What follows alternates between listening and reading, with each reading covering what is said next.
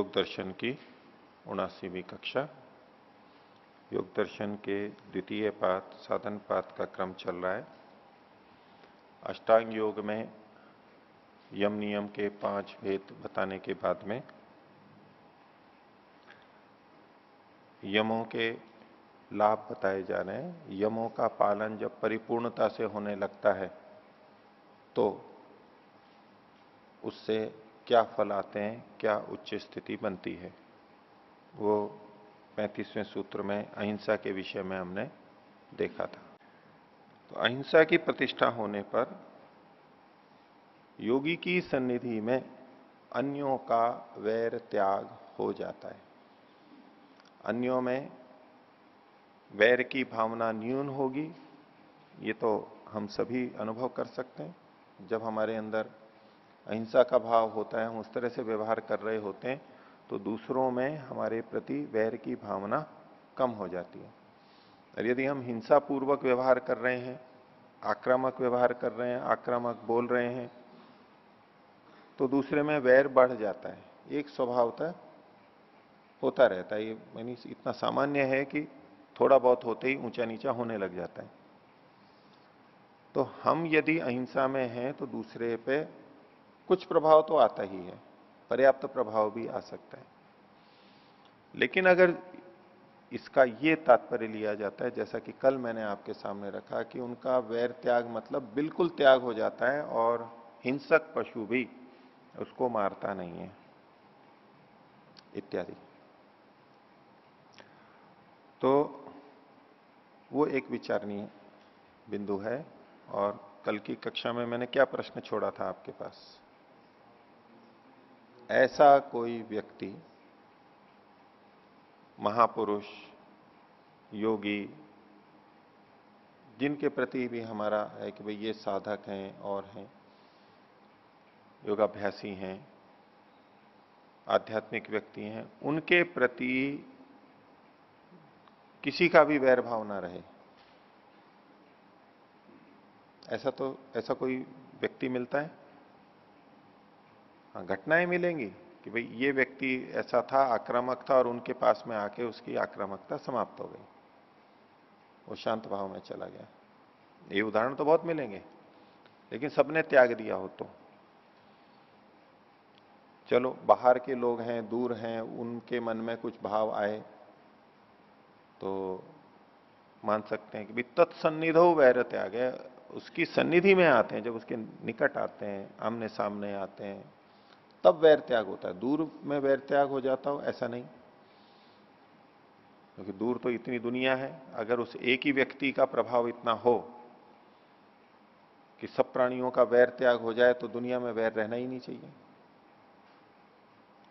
दुनिया में क्यों वैर रहना चाहिए? वैर रहना चाहिए फिर अगर एक अहिंसक हो गया पूरी तरह और उसके कारण से सब प्राणियों का वैर त्याग हो जाता है तो फिर तो हिंसा रहनी ही नहीं चाहिए पूरे विश्व में। लेकिन वो तो देखी जाती है, प्रत्यक्ष है, खूब है। कितने भी उदाहरण हो जाए, करोड़ों अरबों खरबों उदाहरण है, प्रतिक्षण प्रतिदिन।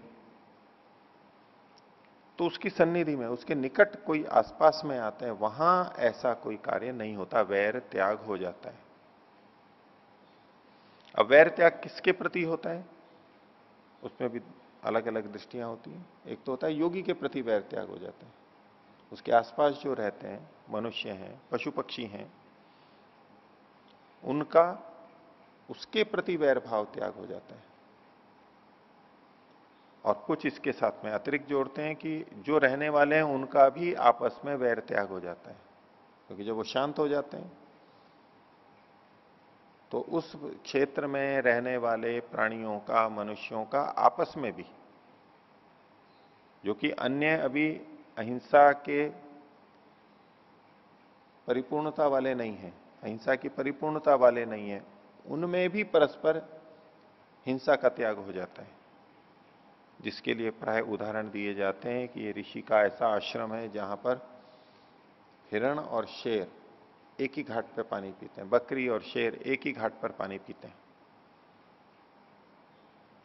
अर्थात शेर का स्वभाव हिंसक है, वो बकरी को, हिरण को खाता है, लेकिन वहां पर वो भी एक दूसरे को नहीं मारते। ये उसका व्यक्ति का प्रभाव, उसके आश्रम में प्रभाव, उस क्षेत्र का प्रभाव, ऐसा स्वीकार किया जाता है। तो यहां का अभिप्राय तो उस रूप में लेना चाहिए कि योगी के प्रति ऐसा भाव कम हो जाता है या समाप्त हो जाता है। अब हम बहुत सारी घटनाएं देखते रहते हैं जीवन में भी कि बहुत से व्यक्तियों के प्रति शेर हिंसा का व्यवहार नहीं करता है। छोटे बचपन से, शावक से उसको कोई पाल रहा है, दूध पिला रहा है, मांस दे रहा है, पाल पोस रहा है, तो उसको मारता नहीं है, हिंसक नहीं होता है। और बिल्कुल आत्मीय, जैसे कुत्ते से बहुत प्रेम होता है, निकटता से होता है, उत्साहित होता है, ऐसे ये शेर आदि भी होते हैं। और इसके बारे में तो बहुत सारे वीडियो भी आते रहते हैं, कार्यक्रम आते रहते हैं, बच्चों को पाल लेते हैं। तो कोई विशिष्ट पशु उसके प्रति हिंसा का व्यवहार नहीं कर रहा है, इसका यह मतलब नहीं है कि उसकी हिंसा समाप्त हो गई है उस व्यक्ति की। वो सामान्य व्यक्ति है और जगह हिंसा करता ही रहता है, वो न्यूनाधिक मात्रा में। वो अहिंसा की प्रतिष्ठा का द्योतक नहीं है। इसी तरह से कई और भी यूं वीडियो आते हैं कि कोई महिला थी, वो जंतुआलय में गई, जू में गई, और वहां कोई शेर था। और वो वैसे ही पास में गई तो उसको देखते ही शेर उसके प्रति बहुत भाव से विभोर हो गया। दोनों पंजे उठा लिए, दोनों गले मिले, इस तरह के वीडियो भी आते हैं। अब वो महिला कोई अहिंसा की प्रतिष्ठा वाली नहीं थी, सामान्य महिला थी, और अन्य पशु भी उसके प्रति वैसा ही व्यवहार करते हो, ये तो था नहीं। लेकिन वो शेर ऐसा, अब कह नहीं सकते पिछले जन्म का कोई स्मृति हो उसको, शेर को निकट के व्यक्ति रहे हों, किस कारण से ऐसा हुआ, लेकिन देखा जाता है। कुछ उस तरह के भी वीडियो आते हैं कि हिरण का छोटा सा बच्चा है और शेर उसको नहीं मार रहा है। नया नया नवजात शिशु है, शावक है, उसको वो नहीं मार रहा है शेर, और बल्कि उसका कोई साथी या दूसरी शेर नहीं मार रहे हैं तो बचा रहा है उसको, उल्टा बचा रहा है। भूखा है, उसके पीछे भाग रहा है उसको मारने के लिए, लेकिन देखा ये तो बहुत छोटा है तो नहीं। ऐसे वीडियो आ जाते हैं आजकल, यूट्यूब पे मिलते हैं, और भी लोग भेजते रहते हैं ऐसे आश्चर्यजनक। एक शेर हिरण के पीछे भाग रहा था, उसको मार रहा था, हिरणी की थी, उसी समय में उसको प्रसव हो गया, बच्चा हो गया उसको। हिरणी तो मर गई और उस बच्चे को देख करके वो उसको पालने लग गया शेर। अब शेर आदि के प्रति, जंतुओं के प्रति जो हमारे मन में एक भाव रहता है कि वो हिंसक है पशु, शेर हिंसक है, सांप हिंसक है, या अन्यों के लिए भी हम कह सकते हैं हिंसक है। हिंसा कहेंगे किसको हम? वो दूसरे को मार के खाते हैं इसलिए हिंसक है। तो कबूतर हिंसक है? नहीं है। मोर हिंसक है? नहीं है। जब ये कीड़े मकोड़ों को खाते हैं तब हमें हिंसक प्रतीत होते हैं, या हम हिंसक कहते हैं उनको? नहीं कहते। छिपकली, छिपकली तो हिंसक लगती है, मगरमच्छ तो हिंसक लगता है। इनका भोजन ही वो है, भोजन ही वो निर्धारित किया हुआ है। वो प्राणी हिंसा में है या नहीं है, ये देखने की बात है। पशु जो, जिनको हम हिंसक कहते हैं, वो दो स्थितियों में हिंसा कर, या तो वो भूखे हों तो अपने भोजन के लिए करते हैं। जंगलों में शेर आदि जब भोजन कर लेते हैं तो पड़े रहते हैं, हिरण और दूसरे सुअर और वो आसपास में घूमते रहते हैं थोड़ी दूर पे, निश्चिंत होकर के वो भी रहते हैं, वो मारने जाते ही नहीं है उनको। जब वो भूखे हैं तब जाते हैं, एक बात। अथवा उनको छेड़ा जाए, उनके प्रति भय हो, उनको आशंका हो कि ये मेरे को मारेंगे या अजनबी चीज आ रही है, खतरा उनको लगता है, तो वो फिर गुर्राते हैं, हिंसक व्यवहार करते हैं, जिसे हम हिंसा कहते हैं। अब अगर यूं हम देखें तो इसमें हिंसा क्या है? दूसरे को मारना ही तो हिंसा नहीं होती। भोजन उनका अपना है और उनके प्रति आक्रामक या आशंका है तो भयभीत होकर के अपनी सुरक्षा करते हैं, सुरक्षा का उपाय है उनका। तो यदि वो भूखा है और अपना भोजन लेता है, इसका ये मतलब नहीं है कि वो व्यक्ति उसके प्रति हिंसा का भाव रखता है। उसका भोजन है, वो तो भोजन ले रहा है और उसको कुछ नहीं दिखाई दे रहा है। हाँ, कोई व्यक्ति आक्रामक नहीं है। अहिंसक व्यक्ति की क्या होगा, योगी की, वो दूसरे के प्रति आक्रामक नहीं होगा, दूसरे को उससे आशंका नहीं होगी। तो जो अपनी रक्षा के लिए, भय के लिए अन्य प्रतिक्रिया करते हैं, बचाव के लिए, उस रूप में जो गुर्राते हैं, अपना उग्र रूप दिखाते हैं, वो नहीं दिखाएंगे क्योंकि उनको आशंका ही नहीं है उससे। उन्हें लगता है ये हमारा हितैषी है, वो उसको नहीं करते। और चूंकि उनको प्रियता हो जाती है, इसलिए भूख लगने पर भी उसको मार नहीं देते, अन्य व्यक्तियों को मार देंगे वो। तो अहिंसा की प्रतिष्ठा होने पर उसकी सन्निधि में जो वैर त्याग होता है, उसका मूल बिंदु, चूंकि योगी उनके प्रति वैर भाव नहीं रखता है, आक्रामकता उसमें नहीं है, अन्यों को आशंका नहीं है, इसलिए वो शांत होते हैं। भूख वाला भाग एक तरफ रखें। अब कई व्यक्ति इस बात को देखते हैं, सूत्र है ठीक है, अब उसके लिए किसी महापुरुष की एक घटना कि देखो वो कितना हिंसक था और वो उसके पास गए और उसने हिंसा का भाव त्याग दिया, यानी उनको अहिंसा की सिद्धि थी, अहिंसा की प्रतिष्ठा थी, हो सकती है। लेकिन देखिए आपके कितने कितने सारे ऋषि हैं जिनको पशुओं ने मार दिया। जिनको आप ऋषि कहते हो, महर्षि कहते हो, उनको पशुओं ने मार दिया, लोगों ने उनके साथ दुर्व्यवहार किया, तो उन्होंने अहिंसा की सिद्धि ही नहीं थी उनकी, इस तरह से कहते। तो चलो किसी घटना विशेष में प्रभावित किया, कोई हिंसा से छूट गया, क्या उन महापुरुष के प्रति किसी ने हिंसा नहीं की? न की गई, घटनाएं मिलती हैं, लेकिन उन घटनाओं को नहीं प्रस्तुत करेंगे, इसको प्रस्तुत करते हैं। और श्लोक को उठा लेते हैं पंचतंत्र का, सिंहो व्याकरण से कर्तुरहरत प्राणान पियान पाणिने। पाणिनि को सिंह ने मार दिया था, शेर ने मार दिया था। व्याकरण के करने वाले ऋषि थे, उनको शेर ने मार दिया था।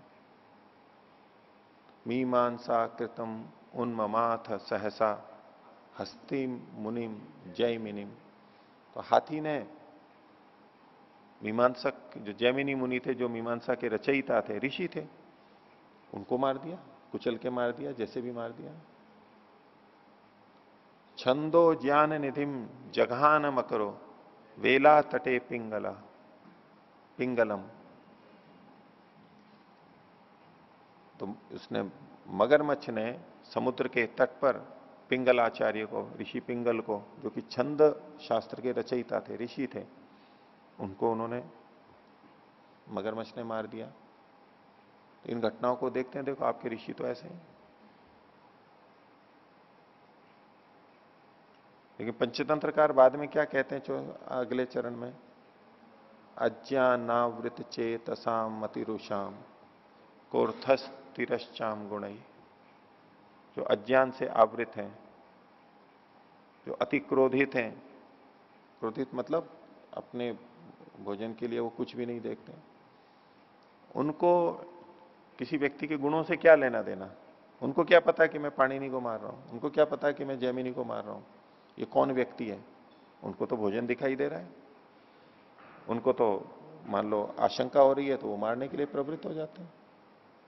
उनको ये समझ थोड़ना है।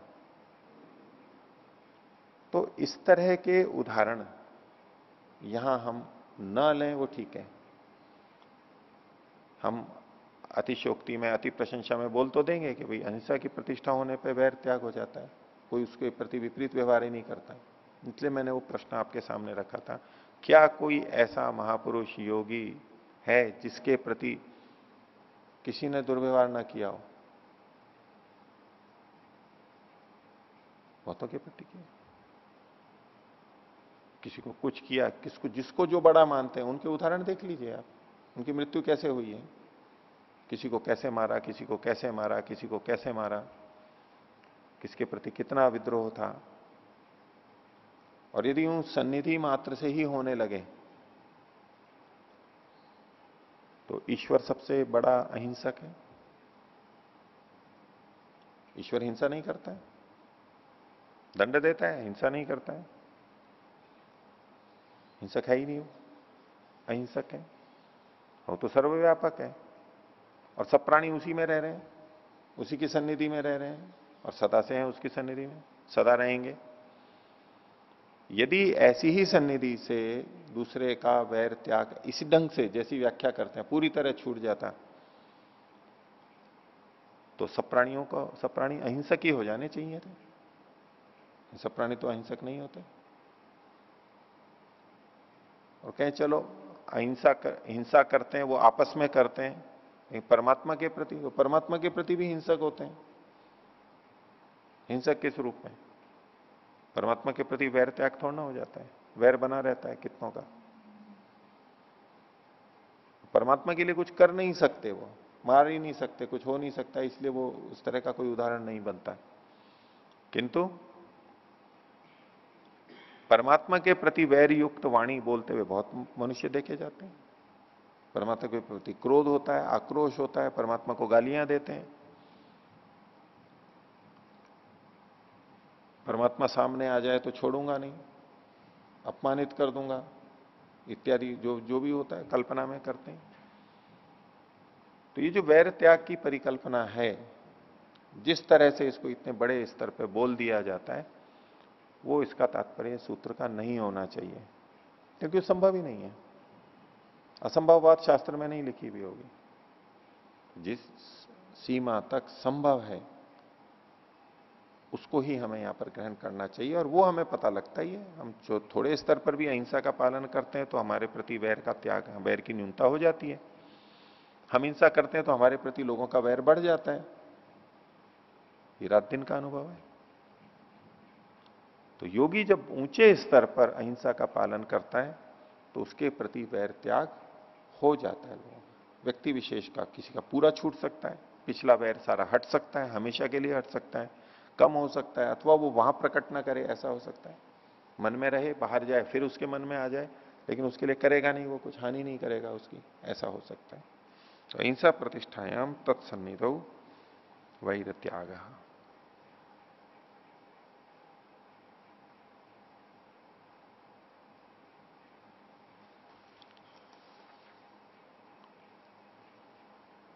तो ये हमने पीछा कल का था, अहिंसा के बारे में हुआ।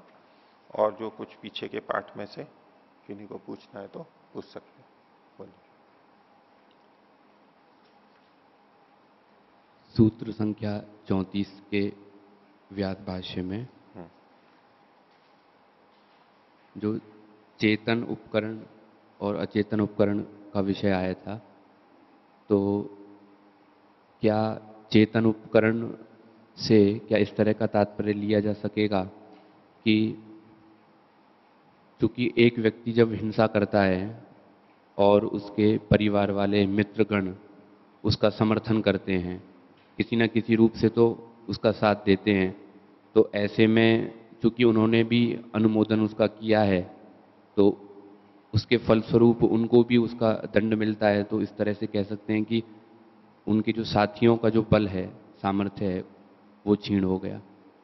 इस तरह से अगर लें तो क्या दोष आ सकता है? उस तरह से यहां प्रसंग नहीं है, उसमें कई दोष आएंगे। पहली बात तो यहां पर जो दूसरे का बल क्षीण करता है वह व्यक्ति, फल उसी को मिलना है। या ये नहीं कहा गया कि दूसरे सहयोगी हुए या नहीं हुए। आप ये मान के चल रहे हैं कि सहयोगी होते ही हैं, ये आवश्यक नहीं है। हो भी सकते हैं, नहीं भी हो सकते। और दूसरे परिजन सहयोगी होते हैं, अनुमोदित हिंसा करते हैं या कारित होती है, वो उनका अपना अलग कर्म है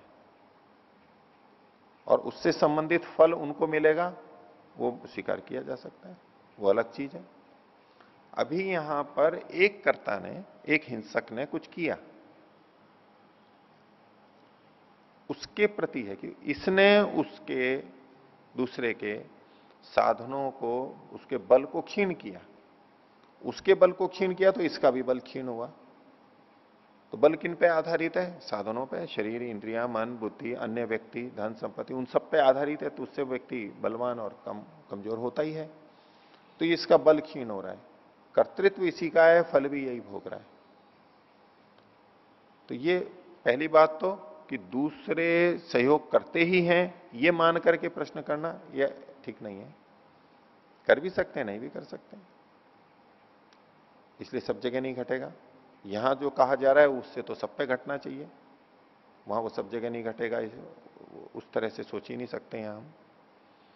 और यदि दूसरों ने सहयोग किया भी है उस पक्ष में मान के चलते हैं तो वो उनका अपना अलग कर्म है, उनका फल वहां पर उनको मिलेगा, इसके करने से वो क्यों क्षीण हो, ये प्रश्न तो उस जगह बना रहेगा। करे कोई भोगे कोई, ये कर्मफल के सिद्धांत के विपरीत है।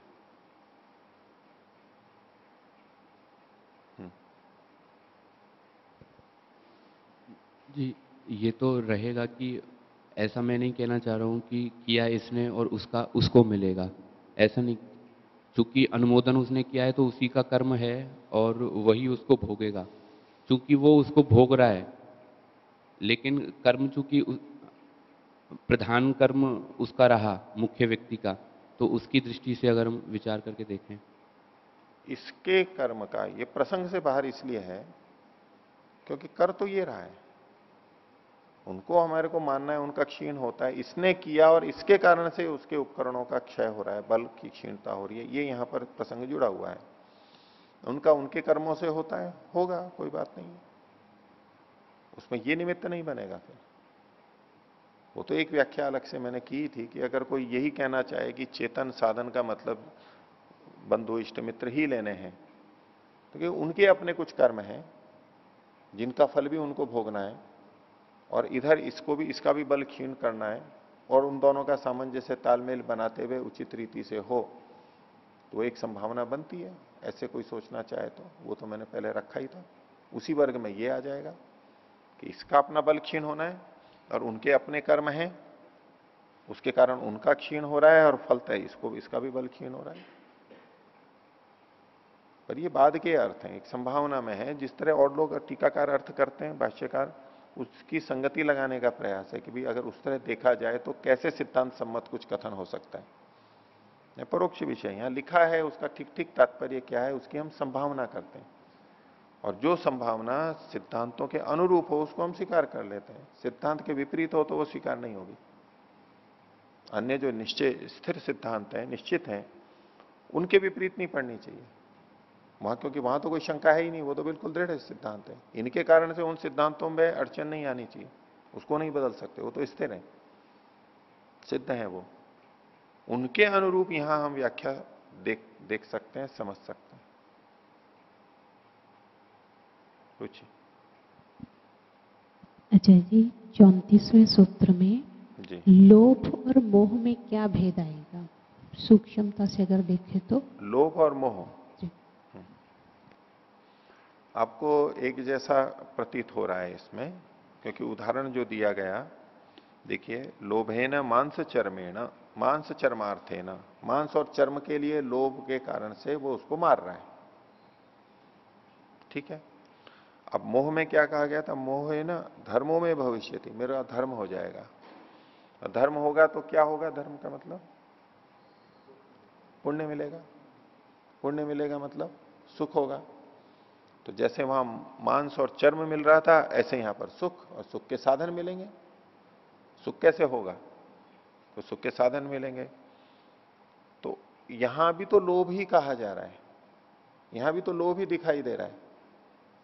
यहां प्रत्यक्ष दिख रहा है मांस और चर्म में, वहां परोक्ष दिख रहा है। ऐसा ये देख करके मन में शंका होती है कि इसको भी तो लोभ पूर्वक ही कह सकते हैं। जो मोह पूर्वक कहा गया ये भी तो लोभ पूर्वक है, धर्म का लोभ है, उसको पुण्य का लोभ है, सुख का लोभ है, इसलिए वो ऐसा कर रहा है। तो अंतर क्या है कि जब शुद्ध लोभ होता है और उसको मांस चर्म मिल भी रहा है, मिथ्या नहीं है, वो वास्तव में है, वो ये जानता है कि इससे मेरे को इतना मांस और चर्म मिलेगा, वो मिलता भी है और उसका वो लाभ भी उठाता है। अब ये मिथ्या ज्ञान नहीं है, इस रूप में इतने अंश में ये मिथ्या ज्ञान नहीं है, वास्तव में ऐसा होता है, प्राप्ति होती है इन चीजों की। तो यहां अब मोह नहीं कहेंगे, मिथ्या नहीं कहेंगे। मोह मतलब तो उल्टा ज्ञान, अज्ञानता के कारण। ये अज्ञानता नहीं है, ज्ञान पूर्ण करके ही कर रहा है, और ठीक वैसा ही हो रहा है। और मोह वाले में कहा कि मैं ये बलि चढ़ाऊंगा तो इससे मेरे को पुत्र उत्पन्न हो जाएगा, मेरी नौकरी लग जाएगी, मेरी ये कामना पूरी हो जाएगी, मेरे को बहुत पुण्य मिलेगा, देवी देवता प्रसन्न हो जाएंगे, ईश्वर प्रसन्न हो जाएगा। हाँ, बलि खूब दी जाती है ना आज, ये छोटा मोटा काम नहीं है, ये बहुत व्यापक है। बलि प्रथा, कुर्बानी देना, ये अलग अलग प्रसंगों में व्यापक है, लाखों करोड़ों की संख्या में होती है, एक दो व्यक्ति नहीं, पशु भी इतने मरते हैं, बहुत बड़ी चीज है, बहुत अधिक होती है आज भी। उससे मेरा हित हो जाएगा, ये हो जाएगा, तो मेरा उससे धर्म होगा, धर्म तो होना नहीं है उससे। वो सोच रहा है, उसको किसी ने बता दिया, उसने ऐसा निश्चय कर लिया कि इससे मेरा धर्म होगा, पुण्य होगा, और हो रहा नहीं है। उसका मिथ्या ज्ञान है कि इससे मेरा धर्म हो जाएगा, इसलिए इसको मोहपूर्वक कहा जा रहा है। अज्ञानता इसमें छुपी हुई है, इसलिए मूल कारण इसका अविद्या है, मिथ्या ज्ञान है, इसलिए इसको मोहपूर्वक। इसलिए मोह और लोभ में ये अंतर है। लोभ वाले में मिथ्या ज्ञान नहीं रहेगा, ऐसा मोह नहीं रहेगा, और इससे जो धर्म मिल रहा है, धर्म से कुछ पुण्य होगा, इसकी कोई प्रत्यक्ष प्रतीति नहीं है उस व्यक्ति को, इससे ये हो जाएगा, इससे ये हो जाएगा। मांस चर्म तो दिखते हैं हमारे को एकदम स्पष्ट, वो नहीं दिखेंगे, उसको पता नहीं लगेगा। कल्पना में कर लेते हैं कि मैंने ये मनोकामना की और फिर ये सिद्ध हो गया, वो उसी से सिद्ध हुआ या किससे सिद्ध हुआ, कुछ नहीं कह सकते। हाँ जी। इसको अगर बलि प्रथा से अलग करके देखें तो जिस चीज में हमें लोभ हो रहा है उसमें भी तो पीछे मिथ्या ज्ञान ही है कि मेरे को इससे कुछ लाभ होगा। उदाहरण दीजिए। जैसे कोई व्यक्ति किसी संबंध में जा रहा है, विवाह कर रहा है मान लीजिए, तो उसको उसमें फायदा दिख रहा है, लाभ दिख रहा है, लेकिन अंततः उसमें मोह भी तो छुपा हुआ है। नहीं तो वो हिंसा थोड़ा ना हुई है, उदाहरण तो हिंसा का देना है। अगर हम हिंसा का नहीं लें, जनरलाइज नहीं उसको नहीं, ऐसा उदाहरण बताइए जहां हिंसा भी है, हम कहेंगे कि ये हिंसा है, और अब फिर हम देखेंगे कि लोभ पूर्वक है, क्रोध पूर्वक है या मोह पूर्वक है। आप जो बात रख रही हैं वो कि उसने ऐसा सोचा कि इससे मेरे को लाभ होगा, सुख होगा, ठीक है, सोच लिया, वो गलत सोच लिया, मिथ्या ज्ञान है, लेकिन उसको हम हिंसा तो नहीं कहेंगे। ठीक है, ये तो गलत जानकारी से हानि होती है, हमने सोच लिया कि लाभ होगा, हानि होती है, हमने सोच लिया कि हानि होगी लेकिन लाभ होता है उससे, मिथ्या ज्ञान से ये तो चीज होती है, ये एक अलग विषय है। हिंसा का कोई विषय है, और जो आएगा वो इसी आधार पर निर्णित हो जाएगा। अगर उस हिंसा से जो लाभ उसको अपेक्षित है वह हो रहा है तो कहेंगे कि लोभ पूर्वक है, लोभ की प्रधानता है यहां पर। और उसको पता नहीं है, वो सोच रहा है ऐसा लाभ होगा लेकिन होता नहीं है उससे, बस वैसे ही सोच करके कर रहा है, धर्म हो जाएगा मेरा, ना तो प्रत्यक्ष अनुभूति है ना दूसरे की है, बस ऐसे ही कर रहा है। तो चूंकि इसमें अज्ञान है इसलिए इसको मोहपूर्वक कहा जाएगा, यही भेद बनेगा। हो गया दूसरा। हाँ। अच्छा जी, जो पीछे हमने अहिंसा का स्तर देखा और इस सूत्र पीछे उसमें कहा कि जो हमारा अपकारी है उसके प्रति भी हिंसा ना करना, तो फिर अहिंसा के दो स्तर हो गए। अपनी प्रोटेक्शन में हिंसा करना तो अहिंसा में आ गया, और यहाँ पे कहा कि अपकारी के विरुद्ध भी हिंसा का भाव ना रखना, तो ये अगला स्तर मानेंगे या इसको कैसे सामंजस्य बिठाएंगे इस? जो हमारा अपकार नहीं करता है उसके प्रति भी हिंसा हो सकती है हमारे मन में, जो अपकार नहीं करता है। अब ये प्रसंग चल रहा था प्रतिपक्ष भावना का, वितर्क बाधने प्रतिपक्ष भावना, उस व्यक्ति का जो कि साधना कर रहा है, उसने व्रत ले रखा है, मैं यम नियमों का पालन करूंगा, और अब विपरीत भाव उठ रहा है उसको, तो ये मान करके चलते हैं कि उसमें सामान्यतया तब होगा जब ऐसी विपरीत स्थिति आएगी। आगे होकर के वो करेगा इसकी वो संभावना लेके नहीं चल रहे, कर सकता है, करेगा तो वहां भी ऐसे ही प्रतिपक्ष भावना करनी है। लेकिन साधकों में भी, धार्मिक व्यक्तियों में भी, कि इसने मेरा अपकार किया है तो अब तो इसका मेरे को करना ही चाहिए, ये प्रवृत्ति। इसलिए इन्होंने अपकारी को भी कहा। जो अपकार नहीं किया उसके प्रति भी अगर करता है हिंसा, तो वहां भी ऐसे ही प्रतिपक्ष भावना करनी है। और इसको दो स्तरों में तो बांटा ही जा सकता है, कोई आपत्ति नहीं है। जो किसी ने हमारा अपकार नहीं किया फिर भी हम उसके प्रति हिंसा कर रहे हैं, ये अधिक गंभीर है, अधिक हिंसा है। और किसी ने हमारा अपकार किया फिर हम उसके प्रति कुछ हिंसा कर देते हैं, तो सामान्य जनता में और कुछ सीमा तक तो उसको दोष ही नहीं माना जाता है। लेकिन आध्यात्मिक दृष्टि से यदि हम वहां भी दूसरे के प्रति द्रोह की भावना रखते हैं, हानि की भावना रखते हैं, तो वो भी दोष बनेगा, वो भी हिंसा कहलाएगी। इतने मात्र से नहीं हो कि उसने मेरा बुरा किया है, उसने मेरे को गाली दी तो अब मैं उसका हाथ तोड़ दूंगा, उसने मेरे को गाली दी तो मैं तो थप्पड़ मार दूंगा, ये औचित्य यहां नहीं लगेगा। हाँ, सुधारने के लिए करना है, हित की भावना से करना है, उसमें तो कोई दोष नहीं है। दंड दे रहे हैं उसमें कोई दोष नहीं है, न्याय व्यवस्था आदि में।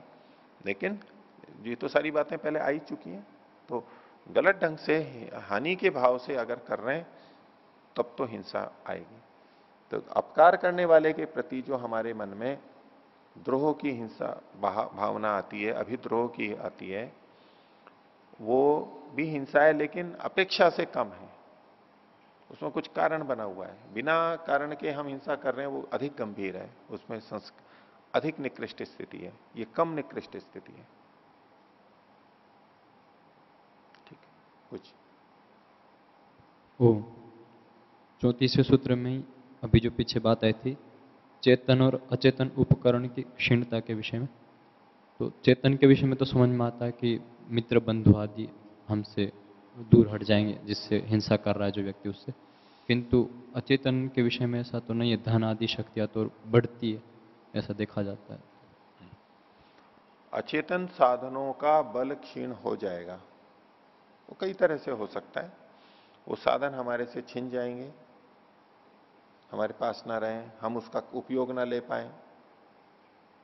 ठीक है, अब ये तो किस तरह से होगा ये बहुत व्याख्या है और बहुत विचाराधीन है कि किस तरह से होगा, वो स्वरूप कैसे होगा। लेकिन अचेतन साधनों की क्षीणता बताइए, अपने शरीर की ले लीजिए ना, शरीर आदि है, बुद्धि है, इसको बुद्धि के स्तर पर तो लगा ही सकते हैं, इंद्रियों के स्तर पर जिस जिस पक्ष में हम इनको अचेतन मान के चल रहे हैं उस पक्ष में, तो बुद्धि जो है वो बाधित हो जाएगी उस समय, नहीं होगा।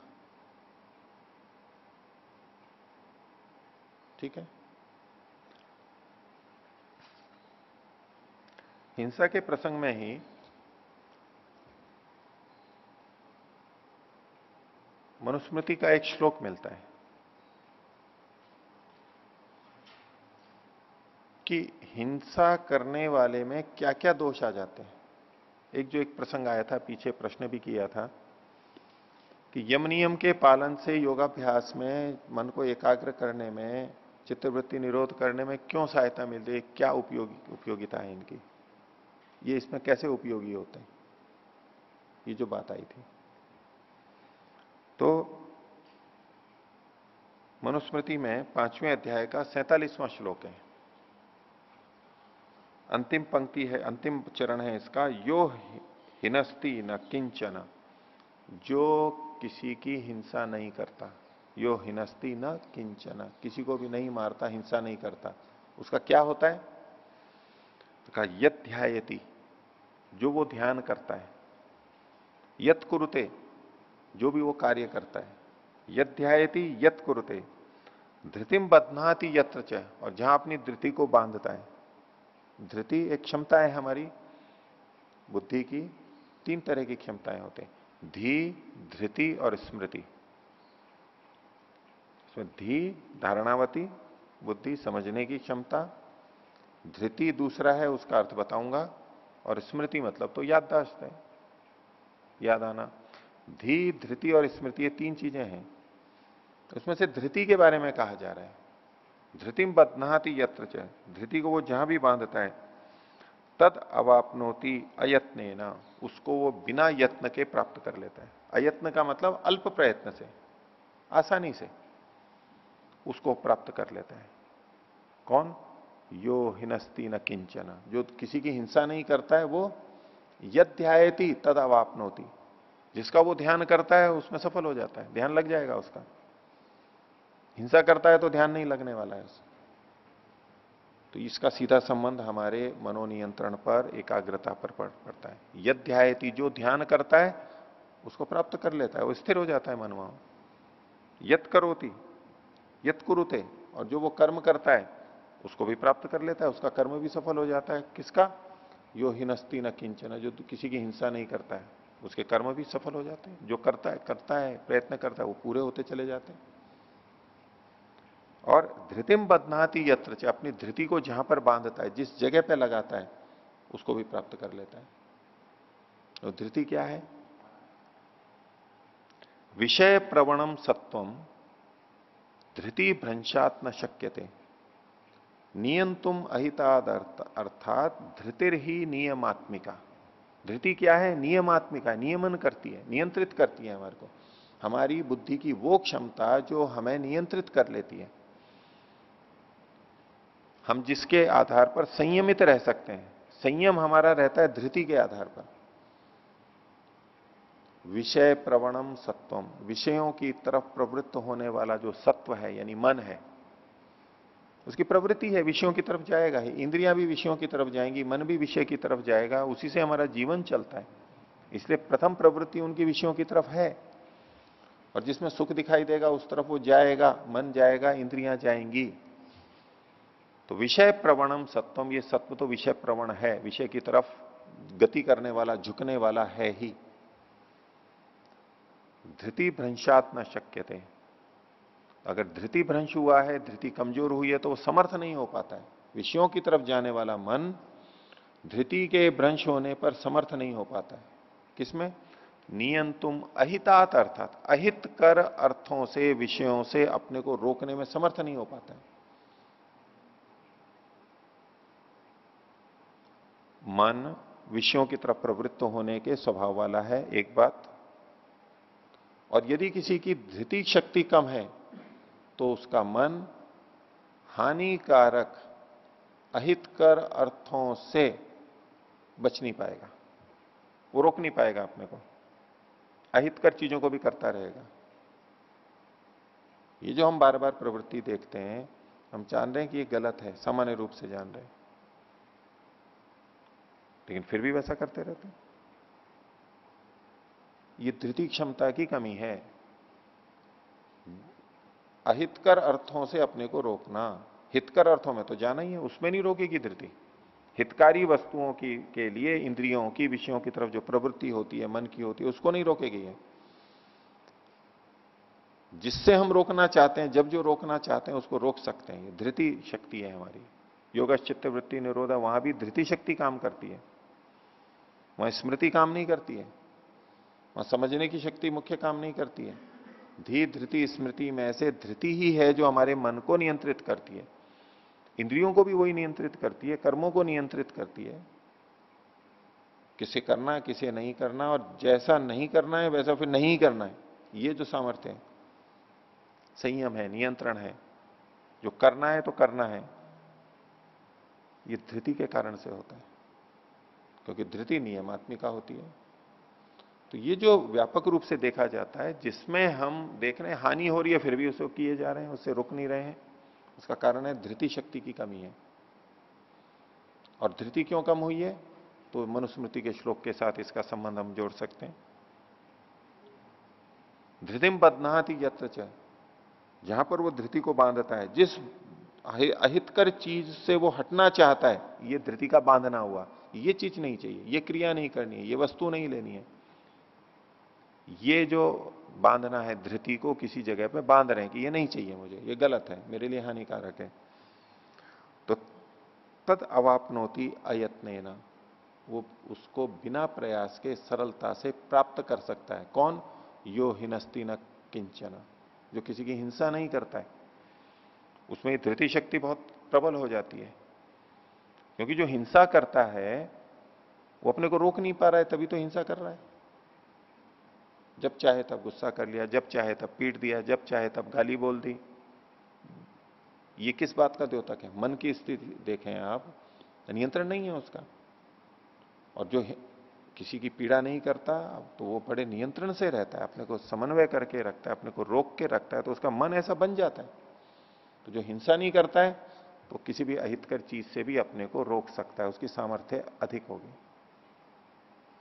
तो ये अहिंसा के पालन से कैसे योगाभ्यास में सहायता होती है, उसके अंदर की ये बात। ये जो मैंने विषय प्रवणम सत्वम श्लोक बोला था, ये चरक संहिता का शारीर स्थान के प्रथम अध्याय का 100वां श्लोक है। 100 चरक शारीर स्थान 100 1.100।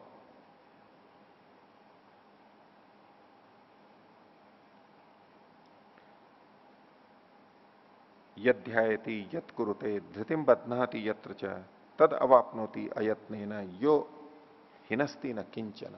अपने आप में बड़ी बात है, उसकी अहिंसा की प्रशंसा के लिए, और उससे हमारी सामर्थ्य में अंतर आता है। हिंसा का एक केवल ये तात्पर्य लेना कि हिंसा करेंगे तो पाप होगा, पाप होगा तो दुख मिलेगा, कष्ट मिलेगा, दंड मिलेगा, ये जो बात है ये धर्म अधर्म के स्तर पर ठीक है। धार्मिक व्यक्ति सोचते हैं इस रूप में भी दूसरे को समझाया जा सकता है, अपने को समझ सकते हैं कि भाई पाप होता है हिंसा करने में, दूसरे को दुख देना गलत है, उससे हमारे को दंड मिलेगा। ये एक स्तर है सोचने का। आगे जब हम देखते हैं कि नहीं, हिंसा करने से मेरे पे क्या प्रभाव हो रहा है, मैं किस प्रवृत्ति में जा रहा हूं, इससे मेरे कैसे संस्कार पड़ रहे हैं, इससे मेरी धृति शक्ति कमजोर हो रही है, धृति शक्ति कमजोर होने से मेरी नियंत्रण की शक्ति, संयम की शक्ति कम हो रही है, और मेरा चित्त एकाग्र नहीं हो पा रहा है, ये मेरे लिए साधना में बाधक है। एक दूसरे स्तर की बात है। अगला सूत्र, तो अहिंसा की प्रतिष्ठा होने पर सर्व प्राणियों के प्रति वैर त्याग हो जाता है। तत्सन्निधौ वैर त्याग। अब सत्य के बारे में बता रहे हैं 36वां सूत्र। सत्य प्रतिष्ठायाम क्रिया फलाश्रयत्वम। सत्य की प्रतिष्ठा होने पर क्रिया और फल का आश्रयत्व उसमें आ जाता है। योगी में क्रिया फलाश्रयत्व भवति योगिनः, योगी का क्रिया फलाश्रयत्व होता है। क्रिया और फल ये दो हो गए क्रियाफले। इनका क्रियाफल का आश्रय यानी आधार, वो क्रियाफल का आश्रय हो गया, क्रियाफलाश्रय, और उसका भाव क्रियाफलाश्रयत्व। क्रिया और फल के आधार का आधार बनना और उसका भाव रूप में कथन है क्रियाफलाश्रयत्वम। तो क्रिया मतलब तो कोई कर्म, और फल यानी तो उसका परिणाम के रूप में जो कुछ आना है, वो दो बातें हैं। इसको यूं भी कहते हैं कि जो वो क्रिया करता है वो उसका फल हो जाता है, वो जो बोलता है वो वैसा ही फलीभूत हो जाता है। इस रूप में व्याख्या है, व्यास भाष्य भी देख लेते हैं। तो धार्मिको भूया इति भवति धार्मिका।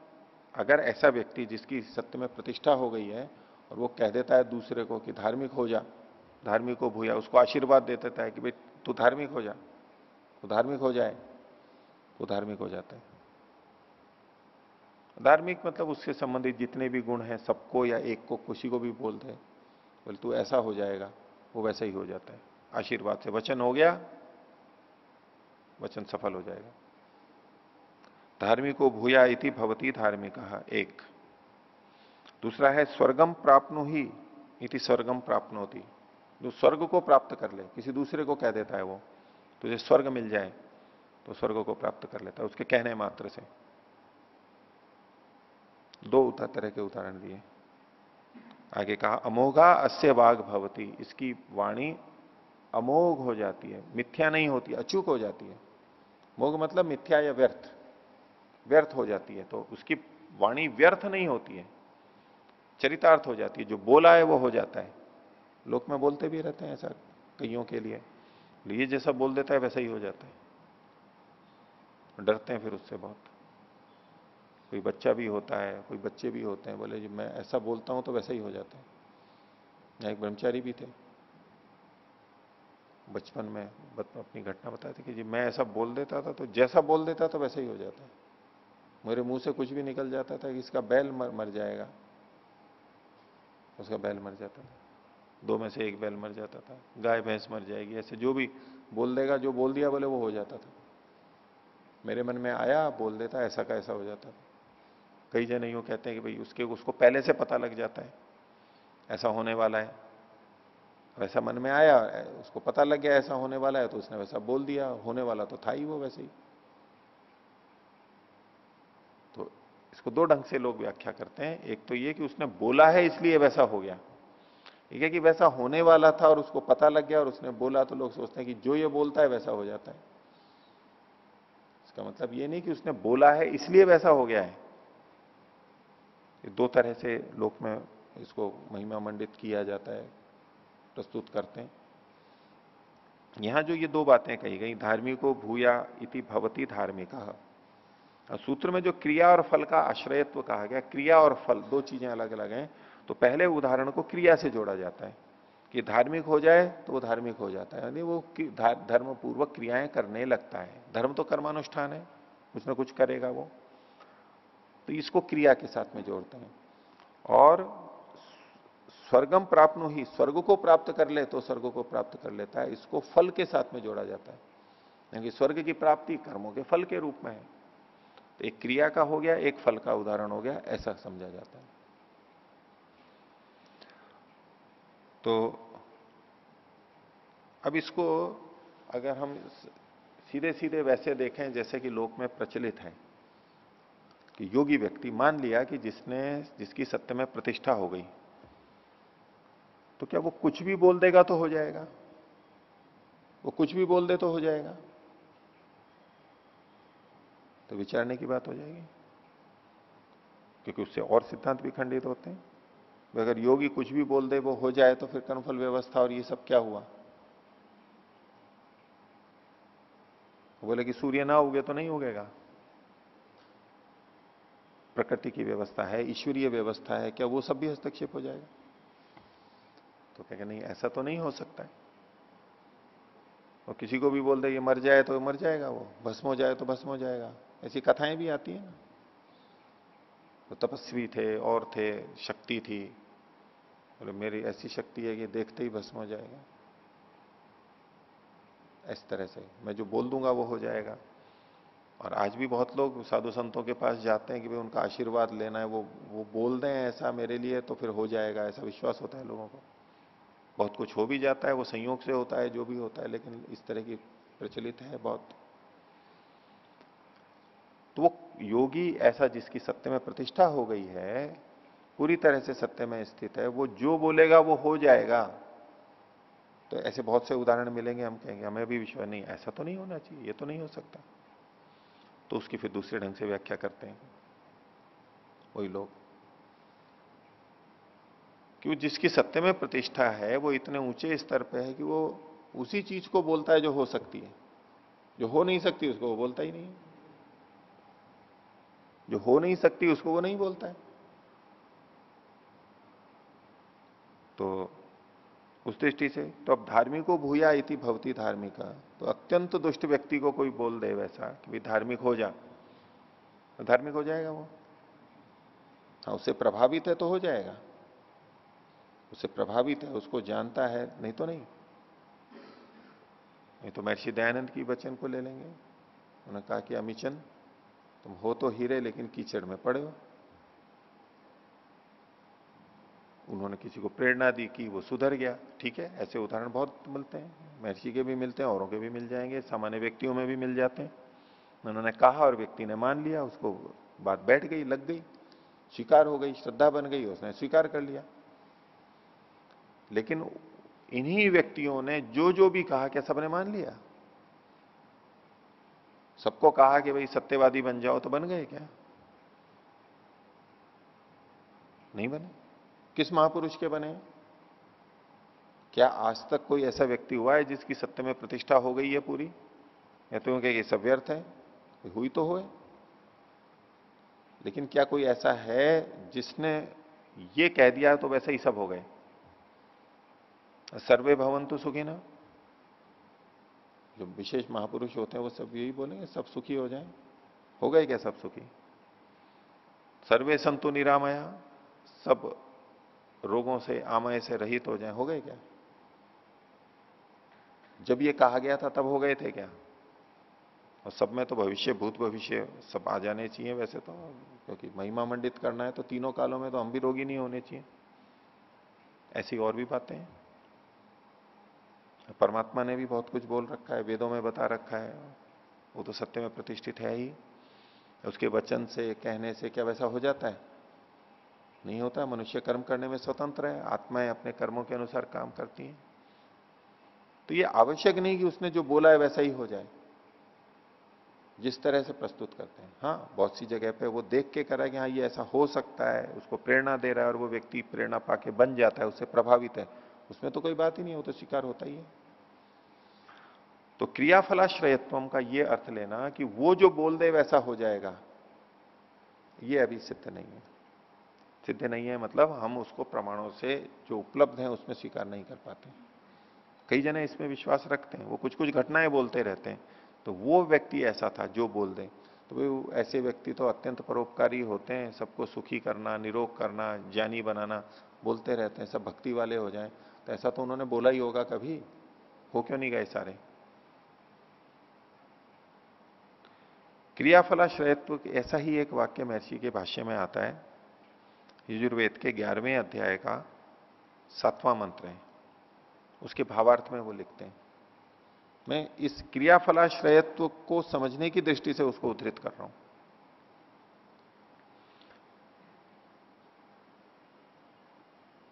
ये जगदीश्वर वागवत स्ववाचम शुंधंती, जो जगदीश्वर की वाणी, परमात्मा की वाणी के समान अपनी वाणी को शुद्ध करते हैं। परमात्मा जैसे सत्य का वचन करता है वैसे वो करते हैं। ते सत्यवाचः संतः, वो सत्यवाणी वाले होते हुए, तो इस सत्य में प्रतिष्ठा भी आ गई है ये प्रसंग में। ते सत्यवाचः संतः, सत्यवाणी वाले होते हुए, यानी परमात्मा के समान जिन्होंने अपने को शुद्ध कर लिया, यानी सत्य में प्रतिष्ठित हो गए। सर्व क्रिया फलानी आपनुवंती, वे सब क्रियाओं के फलों को प्राप्त कर रहे हैं। सर्व क्रिया फलानी आपनुवंती, सर्व क्रिया फलाश्रयत्वम, सर्व क्रिया फलानी आपनुवंती, मिलते जुलते शब्द हैं और सर्व शब्द जोड़ा है। क्रिया फलानी आपनुवंती, या क्रिया फलाश्रयत्वम, यानी वो जो भी क्रिया करता है उसका फल उसको मिल जाता है। जो सोच करके क्रिया करता है वो क्रिया उसकी सफल हो जाती है। वो बोलता है तो बोलना सफल हो जाता है, जो वो करता है। तो उसको दोनों तरह से हम देख सकते हैं कि पहली बात तो वो गलत बोलेगा नहीं, गलत करेगा नहीं, और चूंकि वो ठीक ही कर रहा है और ठीक ही बोल रहा है और इतना पवित्र है, उसमें बाधा भी नहीं आएगी, लोग उसका सहयोग ही करेंगे, परमात्मा की तरफ से उसका सहयोग होगा, तो वो जो कर्म करता है, चाहता है, वो सफल हो जाता है।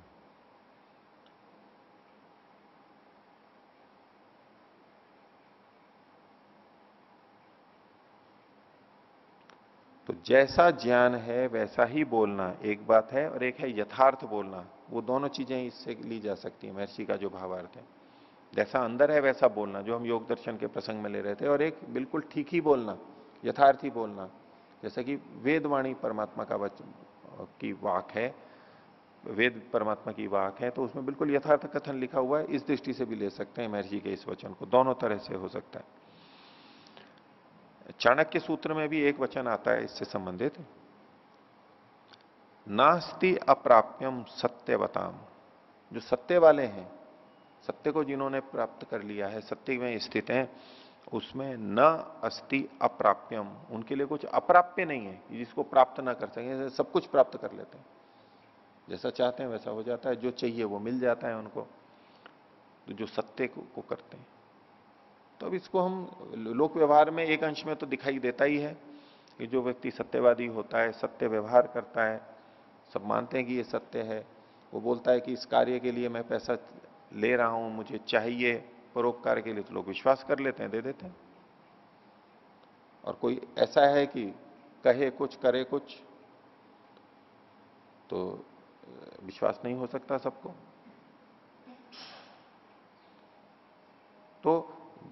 अन्य तरह से सहयोग, घर परिवार में भी किसी ने कहा कि भाई मैं इस कार्य के लिए मेरे को पैसे चाहिए, और वो कार्य ठीक बताया, लोग कहा कि ये सच बोलता है, इसको वास्तव में आवश्यकता है, लोग दे देते हैं।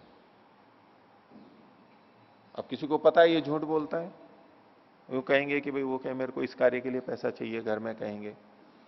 अब देने वाले 10 बार सोचेंगे, पूछेंगे, प्रमाण करेंगे, कभी दे भी देंगे, कभी नहीं भी देंगे। विश्वास होगा तो देंगे, नहीं तो नहीं देंगे। तो वो सहयोग नहीं मिलेगा, धन नहीं मिलेगा, सहयोग नहीं मिलेगा, समय नहीं मिलेगा, समर्थन नहीं मिलेगा, ज्ञान नहीं मिलेगा। जो असत्य बोलता है तो उसके कार्य कैसे सफल होंगे? क्योंकि हम अपने बूते पे सब कार्य कर नहीं सकते। दूसरों का सहयोग सब तरह से तन मन धन से अपेक्षित होता है, वो उसको मिल जाता है जो सत्य बोल रहा है। लोगों को विश्वास हो जाता है, विश्वास होता है तो उसके साथ में सहयोगी जुड़ जाते हैं, बहुत लोग जुड़ जाते हैं। और जहां अविश्वास आया है कि भाई ये जो नेता है, ये जो समाज सुधारक है, ये जो बोलता है वैसा नहीं करता है, तो पहले जितने लोग जुड़े थे वो हट भी जाते हैं। पता लग गया कि पहले विश्वास था कि ये सत्य बोल रहा है, ऐसा ही करेगा, तो लोग जुड़ जाते हैं, करोड़ों लोग जुड़ जाते हैं, आंदोलन बन जाते हैं बड़े बड़े। किस पे निर्भर करता है, और उसके सारे काम सफल हो जाते हैं। वो जो बड़े बड़े आंदोलन लेता है, बड़े बड़े उपक्रमों को करता है कि ये करना है, ये करना है, तो लोगों का इतना प्रबल समर्थन हो जाता है कि वो सफल होते चले जाते हैं। वो कहते हैं कि ऐसा होगा, ऐसा कर देंगे, तो वैसा हो जाता है। स्वतंत्रता आंदोलन में भी कई नेताओं से, उनसे अंग्रेज सरकार डरती थी कि इसने बोल दिया तो फिर बस उसके वो बोल दे थोड़ा सा एक वाक्य तो बोलने से कांपने लग जाते थे। इसने बोला है तो फिर ये आंदोलन हो जाएगा और ऐसा ही होगा, बस बड़ी समस्या खड़ी हो जाएगी। तो ये सत्य के प्रयोग से, सत्य के पालन से लोगों का विश्वास बढ़ता है, उससे उसको सहयोग मिलता है, इस तरह उसके काम सफल होते हैं। ये इस तरह से सोचेंगे तो समझ में आती है बात। और एक ये है कि वो जो बोल देता है तो परमात्मा उस पर कृपा करता है और उसके सब अनुकूलताएं होती जाती हैं। एक अंश में ये भी हो सकता है।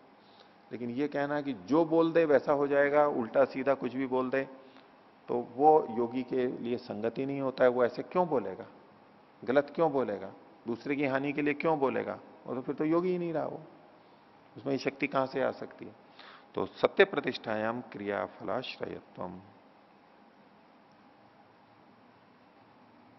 ठीक है, तो इसमें कुछ लोग पीछे से लेते हैं, सर्व प्राणी नाम भवती, जो पीछे भाष्य में कहा उसको भी ले लेते हैं कि वो जिसको भी कुछ क्रियाफल है जो बोलता है वो वैसा वैसा हो जाता है सब प्राणियों का। ऐसा कुछ लोग वहां से लेकर के भी करते हैं। तो आज का विषय इतना ही रखते हैं। प्रणव। ओ